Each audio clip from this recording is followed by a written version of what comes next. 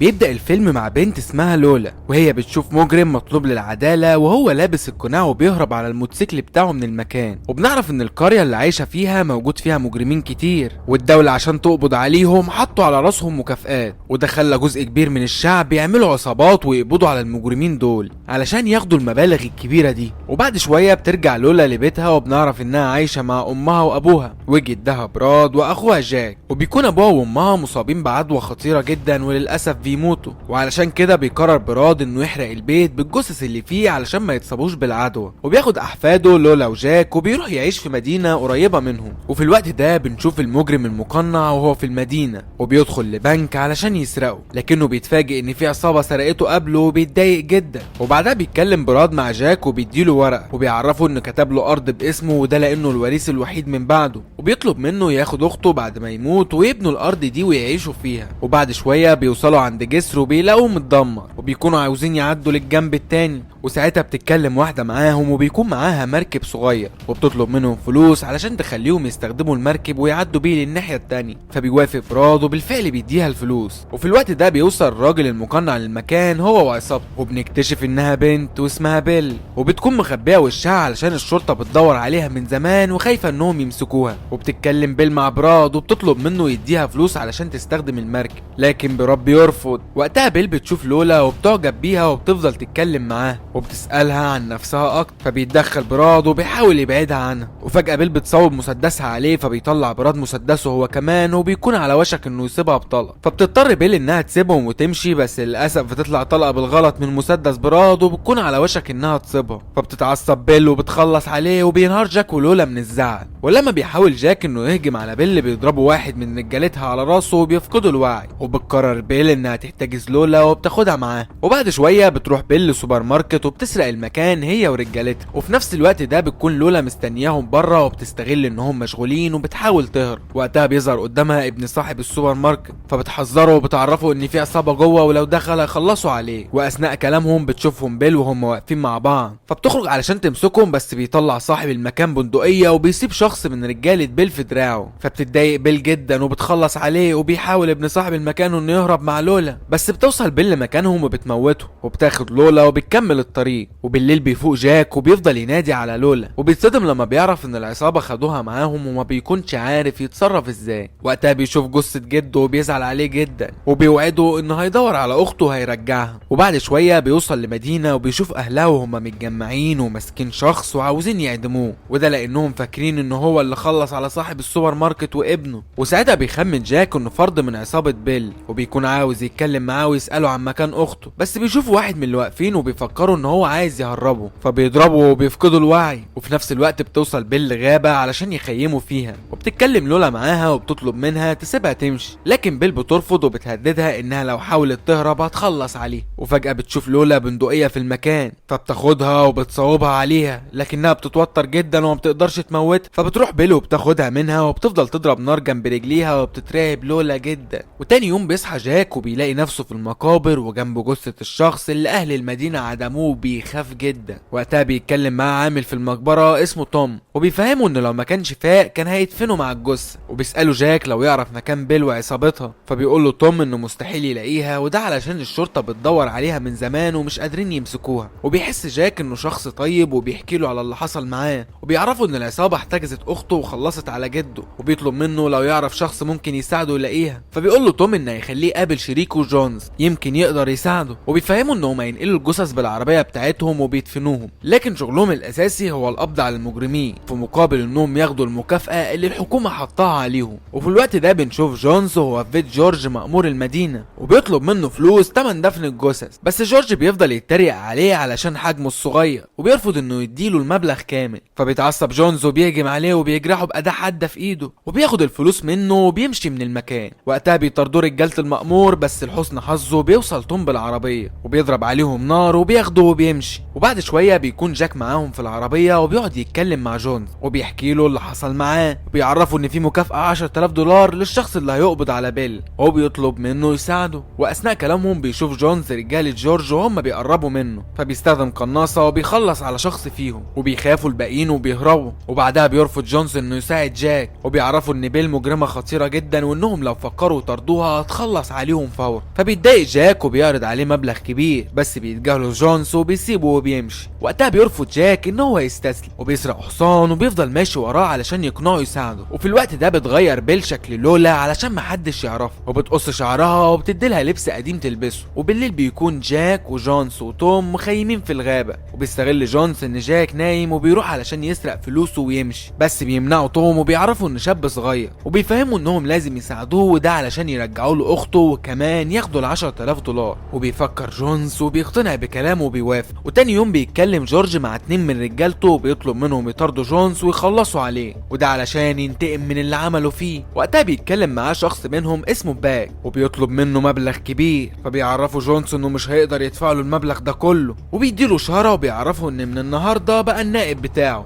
فبيفرح باك جدا وبيوافق انه ينفذ المهمه. وبالليل بيقعد جونز يتعرف على جاك اكتر، وبيعرف ان ابوه وامه ماتوا، فبيتاثر بكلامه جدا وبيوعده انه هيرجع له لولا. وتاني يوم بتتحرك بيل وعصابتها على مكان اسمه الغابه، وبنعرف انها كانت مستخبيه من الشرطه هناك كل السنين اللي فاتت. وبيجي عليهم الليل وهم في الطريق، فبيقرروا ان هم يقعدوا يرتاحوا. وتاني يوم بيشتري توم احصنه علشان يتحركوا بيها، وده لانها اسرع من العربيه وهيقدروا يمشوا بيها في التلج. وفي نفس الوقت ده بيعرف جونز ان في واحد من رجاله بيل اسمه جيم انفصل عنهم ومشي في اتجاه الشمال، وبيقرر ان هو يروح يدور عليه لان هو الوحيد اللي هيدلهم على مكانها. وبعد شويه بيوصلوا القريه وبيشوف جونز بار، وبيطلب من جاك انه يروح ويدور فيه على جيم وبيوافق. وفعلا بيدخل جاك للبار وبيسأل صاحب المكان عليه، لكن صحاب البار بيفضلوا يتريقوا على لبسه وشكله المتبهدل، فبيتضايق جاك من اسلوبه معاه جدا. واثناء كلامهم بيشوف جاك بنت بتشتغل في المكان اسمها سو، وبيبان كده انه معجب بيها. وبتقعد سو تحكي له عن نفسها اكتر، وبتعرفوا ان صاحب المكان خطفها من القريه اللي كانت عايشه فيها وخلاها تشتغل في البار غصب عنها، وبتطلب منه يساعدها ويهربها من المكان. وفعلا بيوافق جاك، وبعد شويه بياخدها جاك وبيحاول يتسحب ويهرب من المكان، بس بيشوفوا صاحب المكان وبيهجم عليه وبيضربه هو وسو. وبيقدر جاك انه يمسك حديده وبيضربه بيها على دماغه وبيفقده الوعي، وبيهرب هو وسو بسرعه من المكان. وبيتضايق جونز جدا لما بيقول له جاك ان سو هتروح معاهم، وبيفهموا ان بالطريقه دي هيعرض حياتهم للخطر. وبيساله لو عرف اي معلومات عن مكان جيم، فبترد سو عليه وبتفهمه ان هي تعرفه، وده لانه بيسهر كل يوم في البار بتاعهم. وبتقول له ان جيم عايش في كوخ على الجبل وبتاخدهم لمكانه. وفي نفس الوقت بتتكلم لولا مع شخص من رجاله بيل، وبتساله لو بيل ناويه تاذيها، فبيعرفها الشخص ده ان بيل احتجزت اشخاص كتير قبلها وخلصت عليهم كلهم، وبيطلب منها تكون هاديه وما تحاولش تهرب علشان بيل ما تخلصش عليها قبل ميعادها. وبتخاف لولا من كلامه جدا. وبالليل بيصحى جيم من النوم وبيتفاجئ بجونز قدامه وبيخاف جدا. وبعد شويه بيربطوا جونز في كرسي وبيطلب منه يدله على مكان بيل، لكنه بيرفض. فبياخد جونز مسمار وبيغرزه في رجله، وما بيستحملش جيم الألم وبيديله عنوان بيل. وفي الوقت ده بيشوف جونز ورقة في المكان، وبيتصدم لما بيعرف ان الشرطة حاطة مكافأة على راس بيل 1000 دولار مش 10,000، وبيكون فاكر ان جاك خدعه وبيتضايق منه. وفي نفس الوقت بتقرر لولا انها تهرب من بيل، وبتفضل تجري في الغابة على امل انها تلاقي حد يساعدها. وفجأة بيظهر قدامها باك والمساعد بتاعه، وبتطمن لولا لما بتشوف شارة نائب المأمور، وبتحكي له عن بيل وعن عصابتها وعن اللي حصل معاها. وفي الوقت ده بتوصل بيل للمكان وبتسيب باك بطلقة وبتخلص عليه، وبتمسك لولا وبترجعها للعصابة من تاني. وقتها بيكون مساعد باك مستخبي في المكان وبيشوف جثة باك على الارض وبيزعل عليه جدا، وبيقرر ان هو هينتقم منه. وتاني يوم بيقرر جونز انه هينفصل عن جاك، وده علشان كذب عليه والجايزة مش 10,000 دولار. وقتها بيوري له جاك ورق الارض اللي ورثه من جده، وبيعرض عليه انه يساعده في مقابل ان هو ياخد الارض، وبيقتنع جونز بكلامه وبيوافق. وبعد شوية بيتحرك جونز وبيكمل طريقه لمكان بيل، وبيتفاجئ بيها هي ورجالتها وهم داخلين بار. فبيسيب اسلحته مع توم وبيدخل للبار على انه واحد من اهل القرية، وبيشوف لولا معاهم وبيفرح انها بخير، وبيستنى لحد ما بيمشوا وبيتحرك وراهم. وبعد شوية بيكونوا في الطريق وبيظهر مساعد باك قدامهم، وبيحتاج سو وبيصوب سلاحه عليها. فبيتكلم جونز معاه وبيحاول يهديه، وبيعرف منه ان بيل خلصت على باك. جاك، فبيطلب منه ان هو يتحد معاه علشان ينتقموا من بيل، وبيوعده ان هو هيقسم المكافأة اللي هياخدها معاه، وبيوافق بالفعل. وفي الوقت ده بتوصل بيل عند كنيسة وبتسرق المكان وبتفجرها وبتمشي. وبعدها بيوصل جونز للكنيسة وبيتكلم معاه وبيعرفه ان بيل كانت دايما بتيجي تعترف له بالذنوب اللي عملتها، وبيفهموا انها مريضة نفسية، وده بسبب ان امها كانت بتتعامل معاها بقسوة وهي صغيرة، وعلشان كده بقت بتكره كل البنات وعاوزة تخلص عليهم. وبيسمع جاك الكلام ده وبيخاف على لولا جدا. وفي نفس الوقت بيوصل جونز لبيت بيل وبيقعد يراقبها هو وفريقه من بعيد. وفي اللحظة دي بيشوف مساعد باك فرد من العصابة واقف لوحده، فبيستغل الفرصة بيروح علشان يخلص عليه، لكن للأسف بيشوفه فرد العصابة وبيهجم عليه وبيفضل يضربه. وما بيرضاش جونز ان هو يتدخل هو وفريقه علشان العصابة ما تعرفش انهم في المكان. وفي الوقت ده ما بتقدرش سو انها تسيب فرد العصابة يخلص على مساعد باك، وبتسيبه بطلقة وبتموت. وساعتها بيسمعوا العصابة صوت اطلاق النار وبيشتبكوا مع جونز وفريقه، وبيكون جونز خبير في استخدام الاسلحة وبيخلص على عدد كبير منهم. ولما بتحاول لولا انها تهرب بتمسكها بيل وبتاخدها وبتمشي من المكان، وساعتها بيشوفها جاك وبيروح وراها علشان يحررها. وقتها بيهجم فرد من العصابة على جو وبيصيبها بطلقة وبيخلص عليها. وبعد شوية بيوصل جاك لغابة وبتفضل بيل تضرب نار عليه، وبيسمعه جونز من بعيد فبيستخدم القناصة اللي معاه وبيستنى لحد ما بيل تظهر علشان يخلص عليه.